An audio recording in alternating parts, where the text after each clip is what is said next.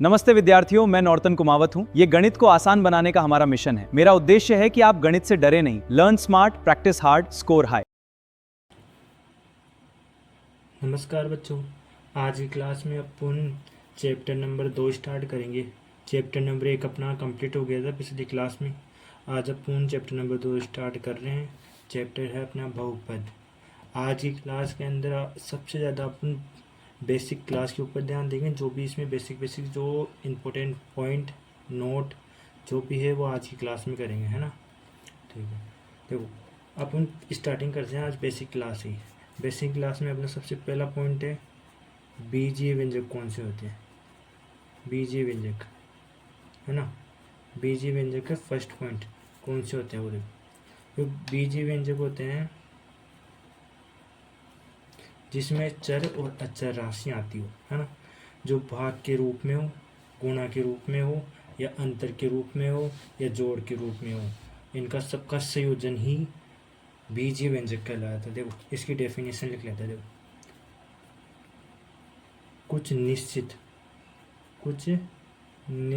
चर तथा अचर राशियाँ, निश्चित चर तथा अचर राशियाँ, अचर राशियों के योग अंतर गुणन भाग आदि के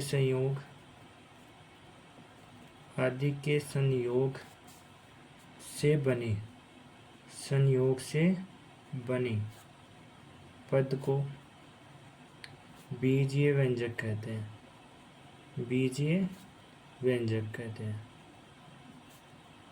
हैं। अरे इसका मतलब यह है कि कुछ चर और अचर राशियाँ जिनका योग हो, या उनका गुणा हो, या उनका भाग हो, या उनका अंतर हो, इनका संयोग या संयोग, उनका जो भी जोड़ मिलाकर बना हुआ समीकरण हो, बहुपद हो, या कोई व्यंजक हो, वो क्या कहलाता है? बीजीय व्यंजक कहलाता है ना। जैसे एक एग्जाम्पल देख लेते हैं। देखो एक है 5x - 7y + 2। ये क्या है? इसके अंदर चर और अचर राशियों का योग अंतर यह है, इसलिए ये क्या है? एक यह बीजीय व्यंजक है। ठीक है, अब देखो, अब दूसरा टॉपिक है अपने पास बहुपद। बहुपद कैसा होता है वो देखते हैं। बहुपद कैसा होता है वो देखते हैं। देखो बहुपद की पहले डेफिनेशन लिख लें एक बार, फिर बताता हूँ बहुपद कैसा होता है कैसा नहीं, सारा एक एग्जाम्पल भी लेंगे। ठीक है, देखो जब अनेक बीजीय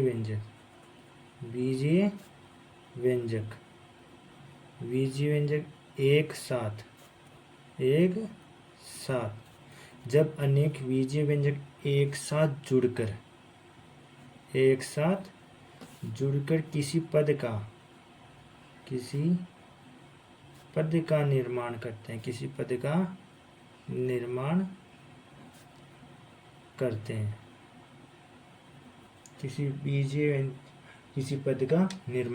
हैं, तो वह बहुपद कहलाता है। देखो पद का निर्माण करते हैं, अब पद कौन सी होंगी? अब देखो पद बता देता हूँ कौन से। जैसे अचर और अचर राशियाँ कौन सी है? 5x, ये होता है पद। ठीक है, ये है ना, ये बात। अब देखो बहुपद कैसा बनेगा? ये बहुपद बनेगा P है, x से कोई कोऑर्डिनेट होगा उससे बनेगा। जैसे a0 + a1x + a2x² + ... अनंत तक ऐसे चलता जाएगा। ठीक है, n तक, x की पावर n तक ऐसे चलता जाएगा। जहाँ जहाँ पर x एक चर है, जहाँ पर x तो क्या है, एक चर है, ठीक है, और a0 a1 a2 इनफाइनाइट तक an तक वास्तविक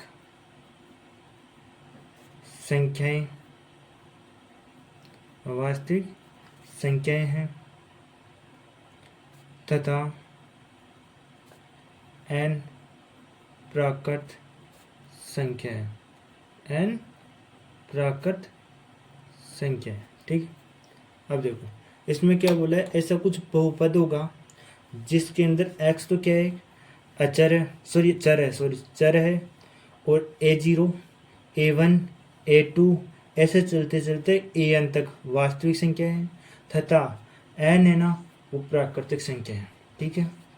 तो बहुपद किसे बनेगा, तो px चर में px चर x में एक बहुपद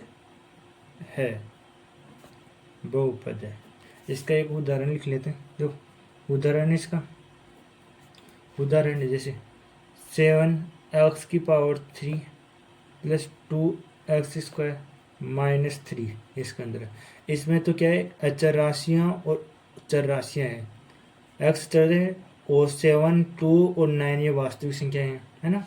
ये क्या कहलाता है, बहुपद।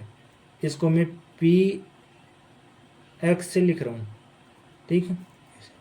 अब देखो नोट लिख लेते हैं, इस चैप्टर में 2-4 नोट है वो लिख लेते हैं। देखो नोट नंबर 1, देखो नोट नंबर 1 क्या है,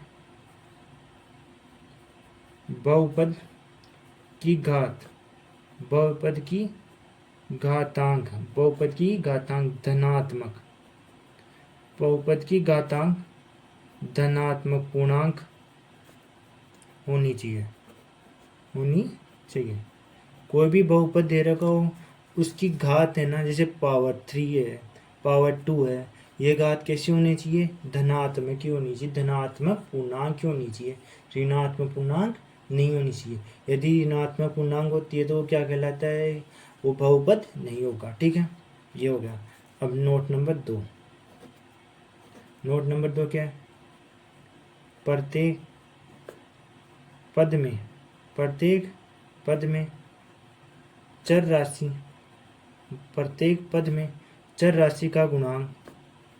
राशि का गुणांक एक वास्तविक संख्या कहलाता है, एक वास्तविक संख्या कहलाता है। देखो प्रत्येक पद में चर राशि का गुणांक, जैसे चर राशि है x का गुणांक क्या है 7 क्या कहलाएगा, वास्तविक संख्या कहलाएगा, ठीक है। ये 2 नोट हो गए, ये दोनों नोट इम्पोर्टेंट है ना। मैं स्टार लगा रहा हूँ इनके ऊपर, ध्यान रखना।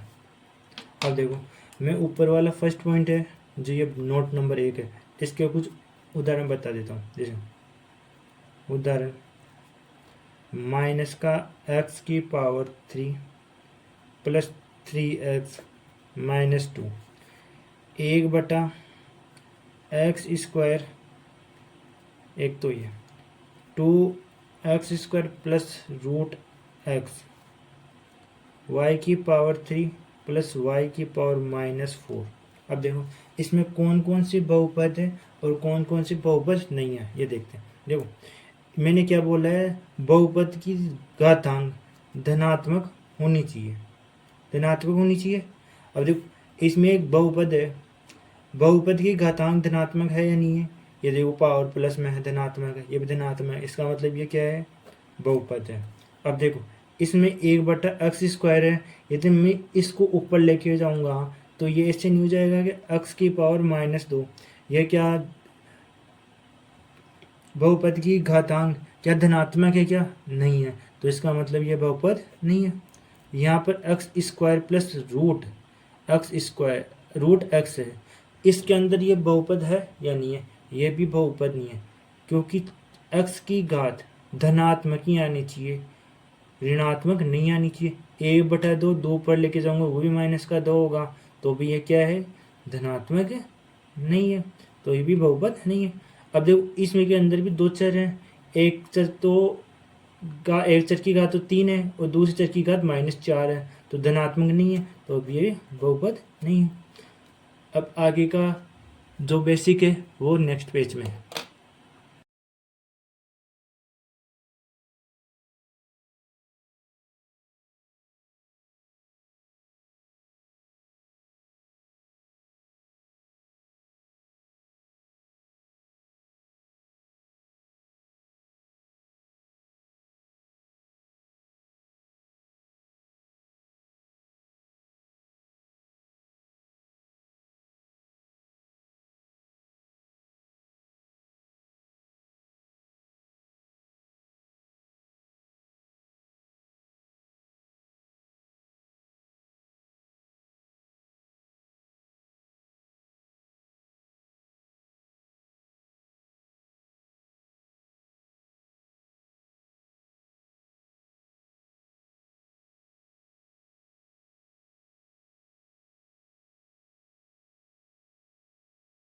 देखिए अपन ने बहुपद की घात, बहुपद के बारे में पढ़ लिया, अब बहुपद की घात के बारे में पढ़ते हैं।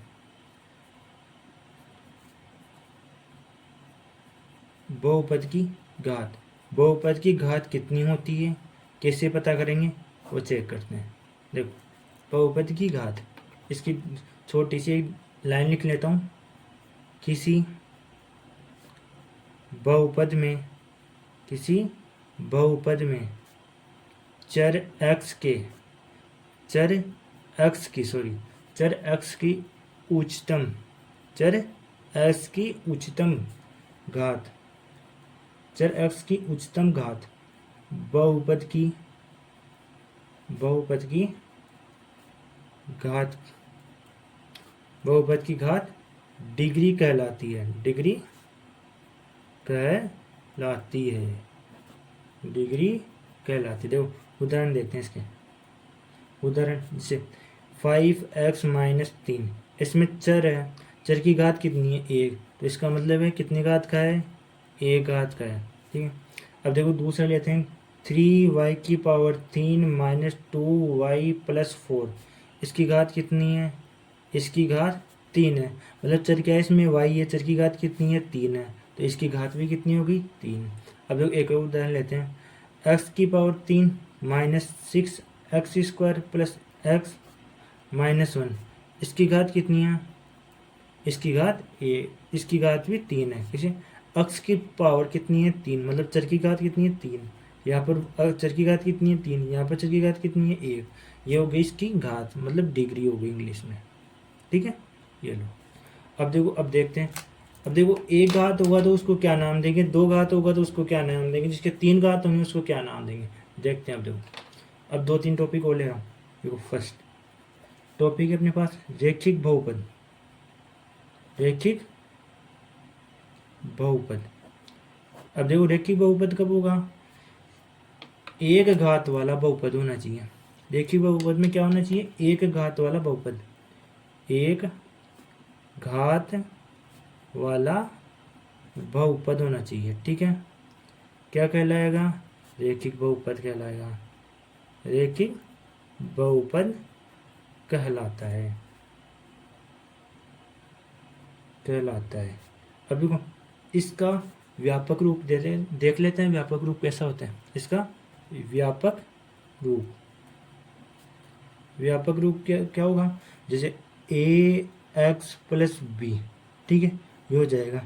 x की घात मतलब चर की घात कितनी है 1 है, तो यहाँ पर क्या हो गया, ये हो गया व्यापक रूप इसका रैखिक बहुपद का, जहाँ पर है ना इसके अंदर a का मान 0 नहीं होना चाहिए, ठीक, ये है। अब इसके एग्जाम्पल लिख लेते हैं, एग्जाम्पल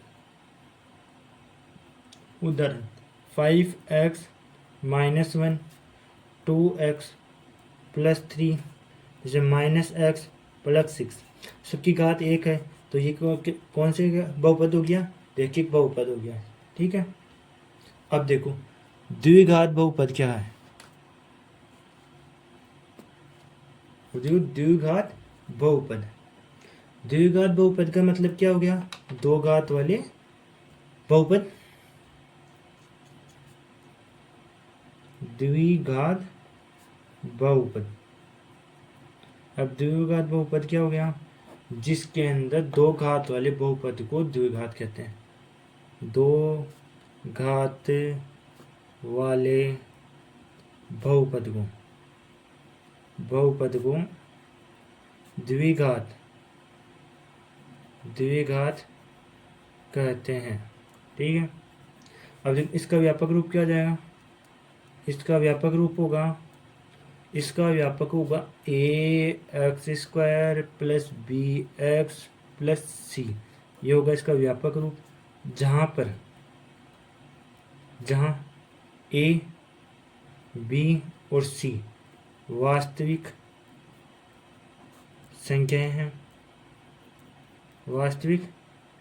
हैं और एक का मान कभी भी जीरो नहीं हो।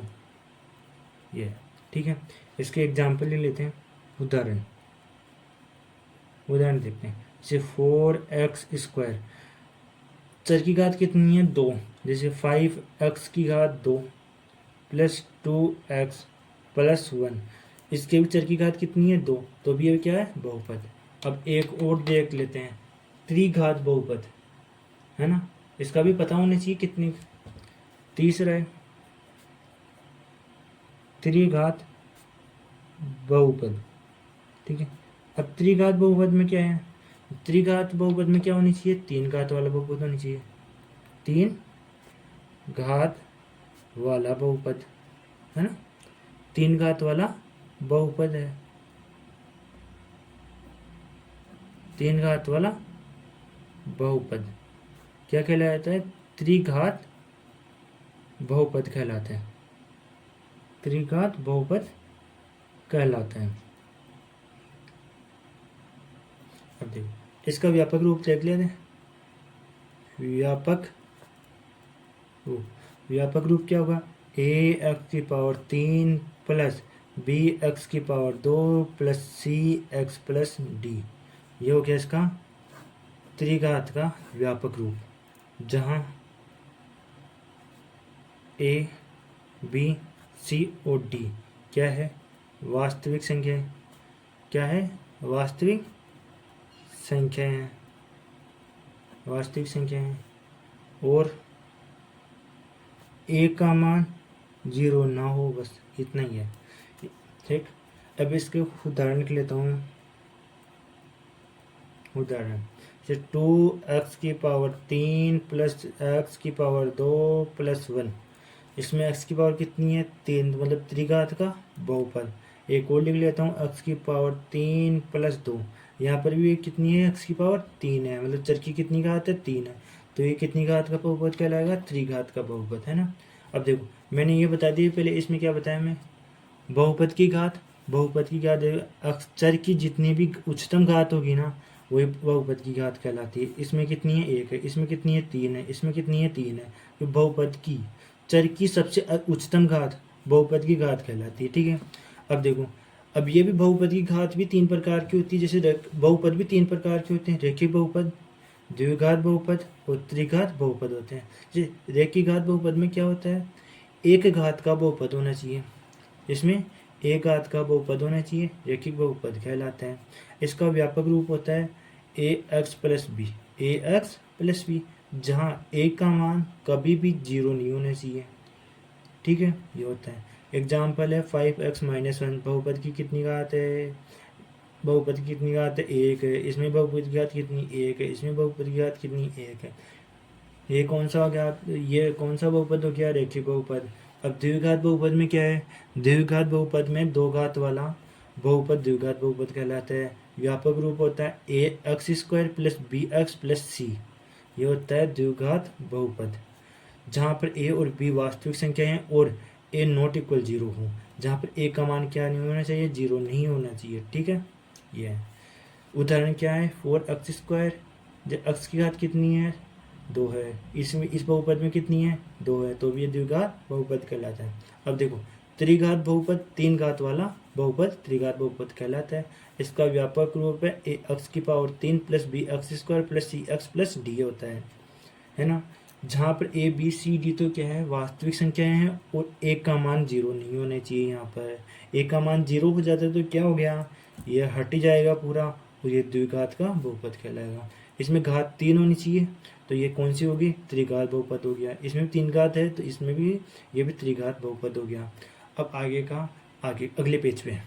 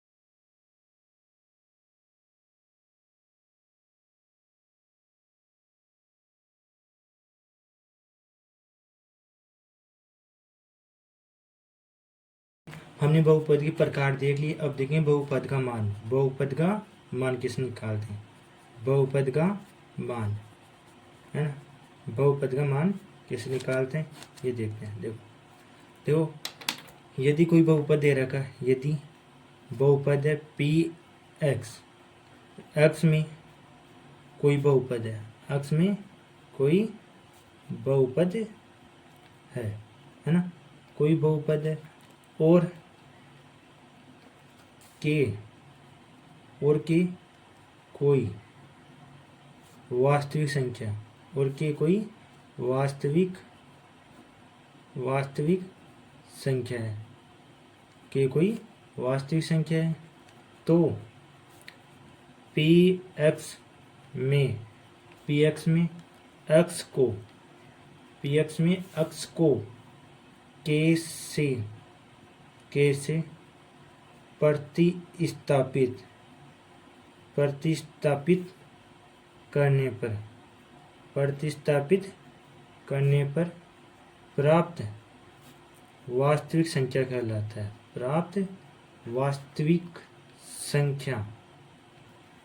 संख्या पी एक्स का एक्स बराबर के पर बहुपद का मान कहलाता है। बहुपद का मान कहलाता है और इसे पी के से दर्शाते हैं। इसे पी के से दर्शाते हैं। देखो मेरे पास कोई बहुपद दे रखा है, एक्स बहुपद है ना, एक्स में कोई बहुपद है जहाँ पर कोई है ना, और यहाँ पर आप उनको के कोई वास्तविक संख्या दे रखी है ना, तो मैं क्या करता हूँ, पी एक्स बहुपद है, बहुपद में एक्स को के से प्रतिस्थापित कर देता हूँ, एक्स की जगह पर के रख देता हूँ, तो वास्तविक संख्या का, कोई भी वास्तविक संख्या का पी एक्स बहुपद है, एक्स बराबर के पर है, बहुपद का मान कहलाता है। ठीक है, यदि मैं एक्स बराबर के रिप्लेस कर दूंगा बहुपद में और उसका जो भी मान होगा जो वास्तविक संख्या के मान के बराबर होगा, ठीक है, वही बहुपद का मान कहलाता है। अब देखो उदाहरण लेके देख लेते हैं एक बार। देखो उदाहरण है अपने पास, उदाहरण है पी एक्स एक बहुपद है, 2x² प्लस 5x प्लस 3। मैं क्या करता हूँ, x बराबर 2 पर मान ज्ञात करना है, x बराबर 2 पर मान ज्ञात करना है, तो क्या करोगे, P2 इक्वल्स टू एक्स की जगह पर क्या रिप्लेस करना है, क्या प्रतिस्थापित करना है, 2 करना है, तो मल्टीप्लाई 2 का स्क्वायर प्लस 5x, एक्स की जगह पर 2 प्लस 3। अब क्या हुआ, 2 का स्क्वायर 4 और 4 का मल्टीप्लाई 2 से 8 प्लस 2, 5 का मल्टीप्लाई 2 के साथ कितना 10 प्लस 3 कितना आ गया, ये 21 आ गया। तो बहुपद का मान कितना आ गया, 21 आ गया। अब देखो नेक्स्ट टॉपिक है बहुपद का शून्यांक, बहुपद का शून्यांक, बहुपद का शून्यांक, बहुपद का शून्यांक क्या होता है? देखो बहुपद का क्या शून्यांक होता है, देख लो एक बार। एक वास्तविक, एक वास्तविक, एक वास्तविक संख्या, एक वास्तविक संख्या के को, एक वास्तविक संख्या के को बहुपद, बहुपद का शून्यांक कहते हैं, बहुपद का शून्यांक कहते हैं यदि, यदि p के बराबर 0 हो, p ब्रैकेट के बराबर 0 हो। देखो मैं एक वास्तविक संख्या k को बहुपद का शून्यांक कहते हैं यदि p के बहुपद के अंदर रखते हैं और उसका मान 0 के बराबर रखते हैं, और जो भी x के मान जितने भी आएंगे ना वो क्या कहलाएंगे, उसके शून्यांक, वो शून्यांक होगा। ठीक है, अब देखो मैं एक उदाहरण ले लेता हूँ। उदाहरण है एक बहुपद है 5x माइनस 10 का शून्यांक क्या होगा वो बताना है। शून्यांक बताने के लिए मैंने क्या किया है, क्या करूँगा मैं इसमें के का मान निकालूंगा, p के equals to 5k minus 10, x की जगह पर क्या रिप्लेस कर दिया, k, क्या रिप्लेस कर दिया, और इसको बराबर क्या करूँगा, मेरे को चाहिए p के इक्वल्स क्या होगा, बराबर होगा, तो p के इक्वल्स टू 10 इक्वल्स टू 0। अब देखो यहाँ से क्या हुआ, k का मान क्या आ जाएगा, ये आ जाए 10/5 इक्वल्स टू 2 आ गया, तो इधर शून्यांक क्या आ गया, 2 आ गया। ठीक है, शून्यांक 2 आया है। अब देखो एक है अपने पास बहुपद के शून्यांक का ज्यामितीय अर्थ, एक और टॉपिक है अपने पास बहुपद का, बहुपद के शून्यांक का ज्यामितीय अर्थ, ज्यामितीय अर्थ क्या होता है।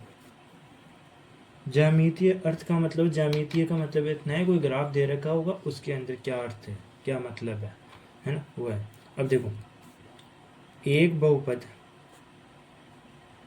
एक बहुपद px के शून्यांक, px के शून्यांक उन बिंदुओं, px के शून्यांक उन बिंदुओं के x निर्देशांक, x निर्देशांक होते हैं, x निर्देशांक होते हैं। एक बहुपद px के शून्यांक उन बिंदुओं के x निर्देशांक होते हैं जहां, x निर्देशांक होते हैं जहां p बराबर y बराबर px का ग्राफ, px का ग्राफ x अक्ष को प्रतिच्छेद, x अक्ष को प्रतिच्छेद करता है, x अक्ष को प्रतिच्छेद करता है। देखो बहुपद के शून्यांक का ज्यामितीय अर्थ इतना ही है कि कोई px बहुपद है जिसके शून्यांक का मतलब है कि बिंदुओं के x अक्ष पर होते हैं, x निर्देशांक होते हैं, जैसे y बराबर px है कोई बहुपद है ना, जो ग्राफ के ऊपर डाला हुआ है, ग्राफ कोई y बराबर px है, यदि ग्राफ x अक्ष को प्रतिच्छेद करता है वही उसके शून्यांक कहलाते हैं। x अक्ष को जितनी बार प्रतिच्छेद करेगा उतने उसके शून्यांक होंगे और वही उनके शून्यांक कहलाते हैं। कुछ फैक्ट लिख लेते हैं, इसके फैक्ट क्या होते हैं, इम्पोर्टेंट फैक्ट। ठीक है, इम्पोर्टेंट फैक्ट शून्यांकों के से संबंधित महत्वपूर्ण तथ्य। देखो शून्यांकों से संबंधित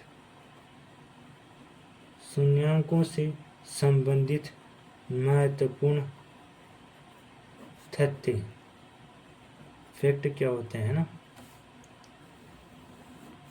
देखो फैक्ट लिखते हैं, पहला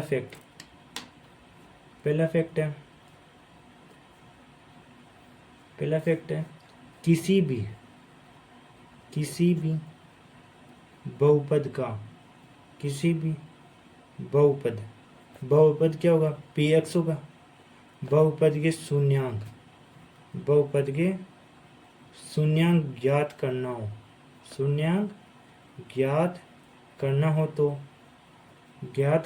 तो px को बराबर 0 रख कर हल करते हैं।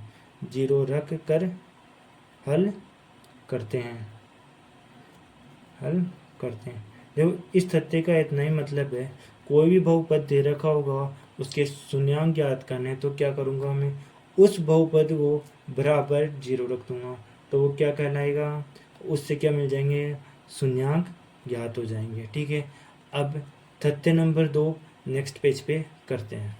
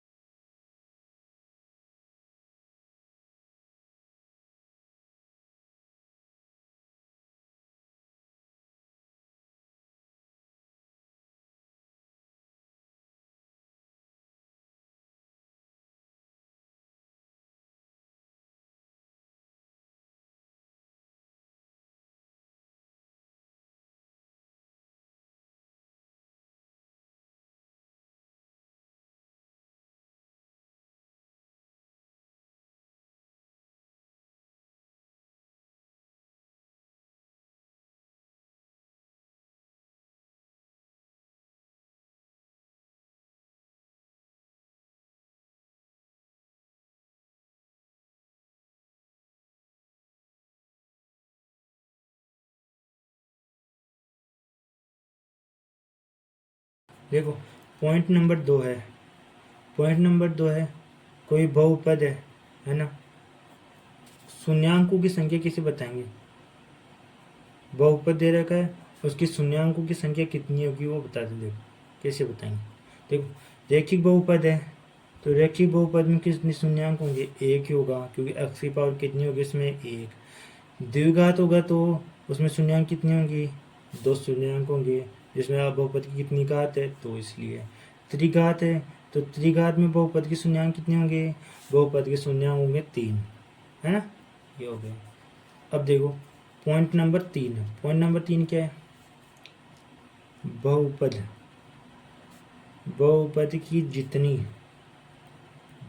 की जितनी घात उसके उतने ही शून्यांक होते हैं, यदि बहुपद की जितनी घात अधिक से अधिक होगी उसके उतने ही अधिक शून्यांक होंगे, है ना, जिसमें से कुछ समान या सभी भिन्न भी हो सकते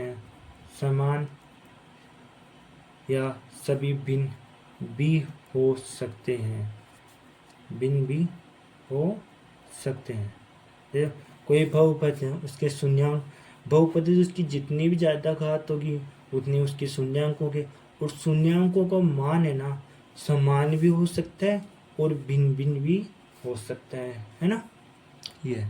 अब पॉइंट नंबर 4, तो पॉइंट नंबर 4 क्या है, किसी बहुपद का एक शून्यांक 0 हो सकता है, किसी बहुपद का एक शून्यांक 0 हो सकता है, ये कोई बहुपद दे रखे उसके शून्यांक 0 हो सकता है। अब देखो शून्यांक कभी भी काल्पनिक हो सकते हैं, देखो एक चीज और है, शून्यांक काल्पनिक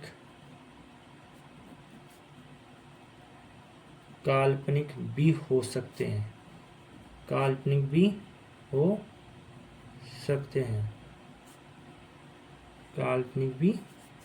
हैं, ये बात। अब देखो, अब क्या करता हूँ, एक मोस्ट इम्पोर्टेंट अपने चैप्टर में काम आने का एक संबंध है, वो देख लेते। किसी बहुपद के शून्यांकों और बहुपद के शून्यांकों और गुणांकों में संबंध है ना।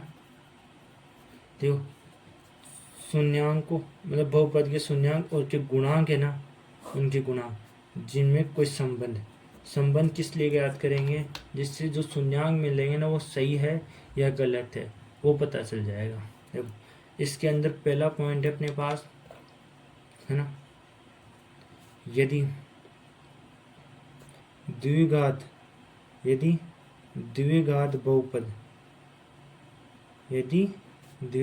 बहुपद a x square plus b x plus c के शून्यंक, द्विघात बहुपद के कितने शून्यंक निकलेंगे? 2। उन दोनों को मैं मान लेता हूँ, एक को तो मैं अल्फा मान लिया, दूसरे को मान लेता हूँ मैं बीटा। ठीक है, बीटा हो तो क्या करेंगे? देखो बीटा होंगे तो क्या करेंगे, मैं क्या करता हूँ अल्फा और बीटा मतलब शून्यांकों को जोड़ लेता हूँ। शून्यांक क्या है अपने, अल्फा है, दूसरे क्या है बीटा, इन दोनों को जोड़ लिया। इनका मान क्या आना चाहिए? -b/a, मतलब x का गुणांक और x स्क्वायर का गुणांक, इन दोनों का डिवाइड और माइनस का साइन, मतलब क्या हुआ माइनस x का तो गुणांक ऊपर तो अंश में तो, और नीचे में क्या आनी चाहिए x स्क्वायर का गुणांक, यह आना चाहिए। ठीक है, यह आ गया।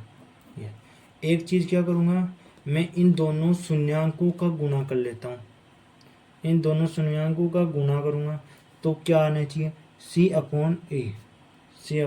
आना चाहिए। इसका मतलब क्या हुआ, अचरपद बटा एक्स स्क्वायर का गुणांक, यह आना चाहिए। ठीक है, यह तो किस में आना चाहिए, द्विघात बहुपद में। ये संबंध है, इस चीज़ को याद रखना है अपन को, ये बहुत इम्पोर्टेंट चीज़ है। ठीक है, ये अब देखो दूसरा पॉइंट क्या है, त्रिघात के 3 शून्यांक होंगे, आप सबको पता है। देखो दूसरा है अपने पास, यदि त्रिघात बहुपद कैसे होगा, ax³ plus bx² plus cx plus d के शून्यांक कितने होंगे, इसके शून्यांक 3 होंगे। 3 शून्यांक होंगे में पहले का तो अल्फा, दूसरे को बीटा और तीसरे को मान लेता हूँ मैं गामा हो तो क्या होगा, मैं क्या करता हूँ इन तीनों को जोड़ता हूँ तो क्या आना चाहिए alpha plus beta plus gamma जोड़ूंगा तो माइनस का b/a आना चाहिए, है ना। तो माइनस का b/a क्या आएगा, माइनस एक्स स्क्वायर का गुणांक ऊपर तक। ठीक है, अपॉन में नीचे क्या आना चाहिए x³ का गुणांक। ठीक है, ये है। अब मैं क्या करता हूँ अल्फा और बीटा का गुणा प्लस बीटा और गामा का गुणा प्लस गामा और अल्फा का गुणा क्या आना चाहिए c/a, है ना। तो c क्या है, x का गुणांक है, c तो क्या है x का गुणांक है, और a क्या है x³ का गुणांक है। ठीक है, ये है, ये आ गया। अब मैं एक चीज़ और कर लेता हूँ, इन तीनों का गुणा करूँगा तो क्या आएगा अल्फा बीटा और गामा तीनों का गुणा करूँगा तो माइनस का d/a आएगा। ये क्या हो गया, माइनस अचरपद अपॉन x³ का गुणांक, यह आना चाहिए। ठीक है, ये चीज़ें। अब ये तो दो चीज़ों की द्विघात बहुपद है, द्विघात बहुपद के शून्यांक 2 होते हैं, अल्फा और बीटा मान लिया मैंने।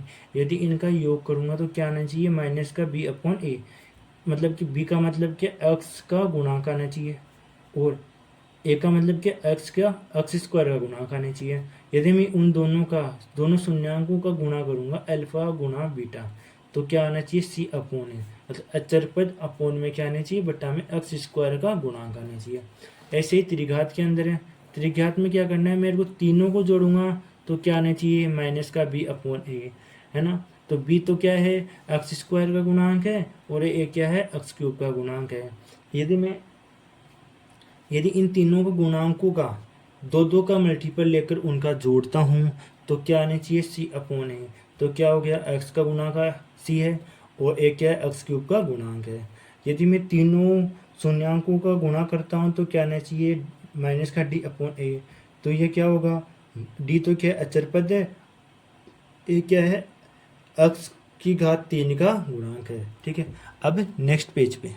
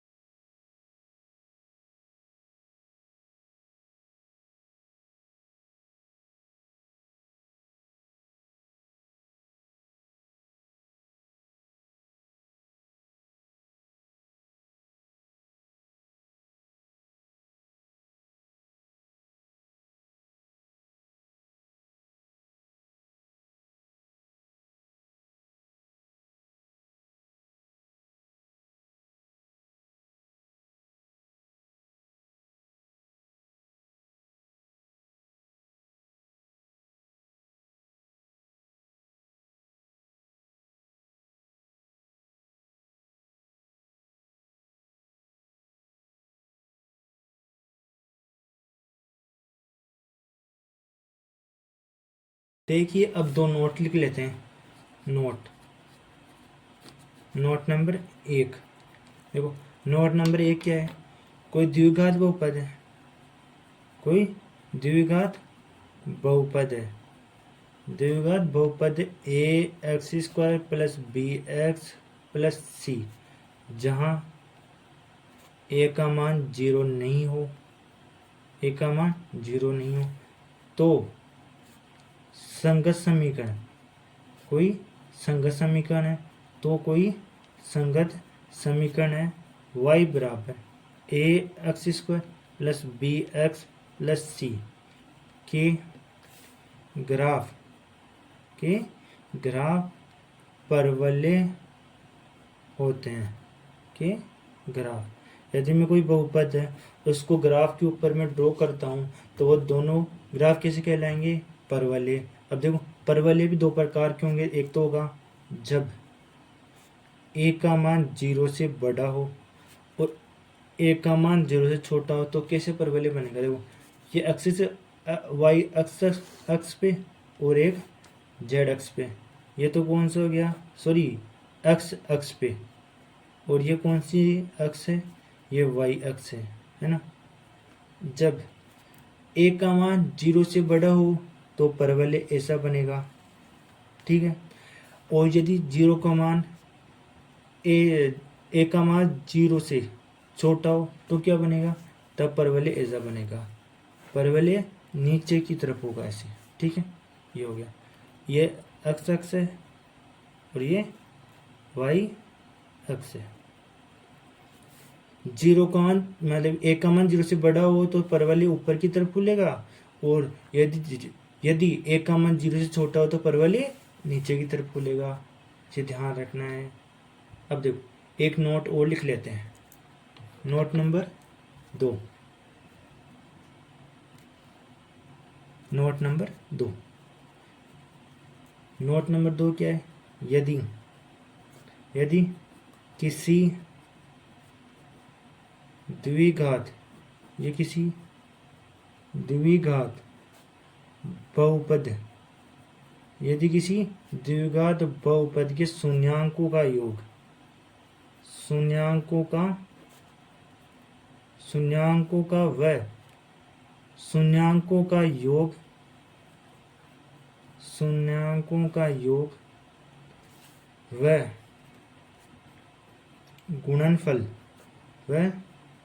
गुणनफल दिया हो, गुणनफल दिया हो तो द्विघात बहुपद कैसा बनेगा वो देख लेते हैं। द्विघात समीकरण कैसा बनेगा, ठीक है, ये देख लेते हैं। देखो अपने पास कोई बहुपद है जिसके शून्यांकों का योग और शून्यांकों का गुणनफल दे रखा है, तो बहुपद कैसे बनाएंगे। देखो एक्स स्क्वायर प्लस इधर लिखेंगे अल्फा प्लस बीटा, मतलब शून्यांकों का योग गुणा में x plus alpha beta, alpha गुणा बीटा।